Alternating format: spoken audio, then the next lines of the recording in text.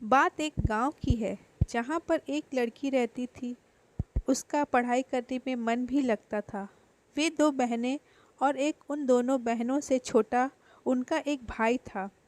लेकिन उनके माता पिता को तो बस एक ही डर हमेशा लगा रहता था कि कल कदे कोई थारी लड़की के साथ कुछ गलत ना हो जाए। इसी डर के कारण उसके माता पिता और उसकी बुआ ने मिलकर जल्दी जल्दी उस लड़की की शादी करा दी। जिस लड़के के साथ उसकी शादी हुई वह उससे 10 साल बड़ा था। उसे उसके बारे में काफ़ी कुछ बताया गया था कि उसके पास तो काफ़ी पैसे हैं, तू शादी के बाद मौज करेगी। अब शादी के बाद जो सभी लड़कियों के साथ होता है, ऐसा ही उस लड़की ने भी सोचा था कि तेरे साथ भी ऐसा ही होगा। पर जैसे ही वह अपने ससुराल गई, वहाँ पर उसने पाया कि उसके ससुर की तो शादी से पहले ही मौत हो चुकी थी। अब केवल उसके घर में उसकी सास और उसका पति रहते थे। लड़की के घर वालों ने ये सोचकर शादी की थी कि हमारी लड़की आराम से मज़े में रहेगी। लड़की के माता पिता ने ब्याज पर पैसे लेकर उसकी शादी में बढ़ चढ़कर खर्च किया। पर उन्हें क्या पता था कि उन्होंने अपनी लड़की को एक दहेजी घर में बेच दिया था। अब तो दहेज कहानी शुरू होनी ही थी।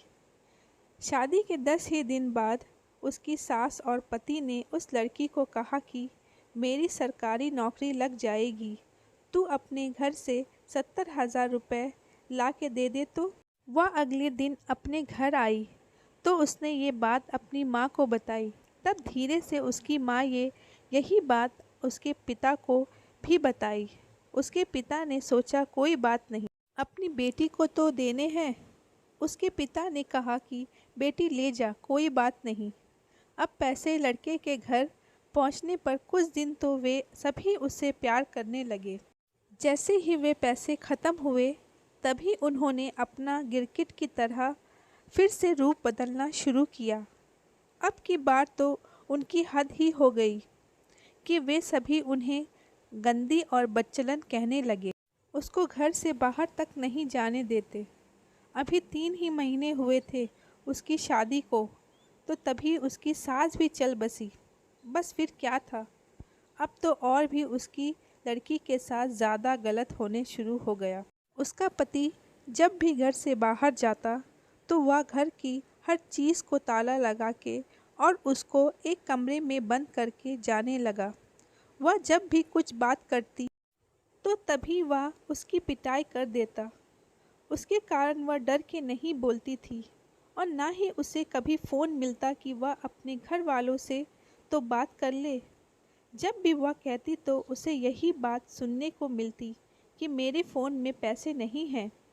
अभी उसकी शादी को 6 ही महीने हुए थे तो एक दिन उस लड़की का पिता उसके गांव से कहीं जा रहा था, तो उसने सोचा क्यों ना अपनी बेटी से मिलता चलूं। तो तब उसे सच्चाई का पता चला तो वह उसी समय अपनी बेटी की यह दशा देखकर रोते हुए उसे वापस अपने घर ले आया। घर पर आने के बाद उसने अपनी बेटी से सारी बात पूछी। उसने फिर वहाँ पर लड़के के गांव में पंचायत भी की। पंचायत में फैसला आया कि तू भाई इस लड़की ने जब तलाक ही दे दे, जो यह तने नहीं पसंद है। तो उसने वो भी मानने से इनकार कर दिया। अब वह लड़की अपने माता पिता के पास रहकर 12वीं क्लास में पढ़ाई के साथ साथ कंप्यूटर भी सीख रही है और अपनी पिछली ज़िंदगी को भूलने की कोशिश करती है। पर लेकिन कोई ना कोई उसे फिर से उस ज़िंदगी की याद दिला देता है, जिससे उसकी रूह भी कांप उठती है। तो दोस्तों, मेरा ये कहानी बताने का बस एक ही मकसद है कि प्लीज़ आप अपनी बेटी को अपने पैर पर पहले खड़ा कीजिए, उसके बाद शादी दीजिए। क्योंकि कभी भी अगर उसके ऊपर कभी बुरा वक्त आए तो वो कभी किसी की मोहताज ना रहे। तो प्लीज़ फ्रेंड, आप समझिए, दूसरों को समझाइए।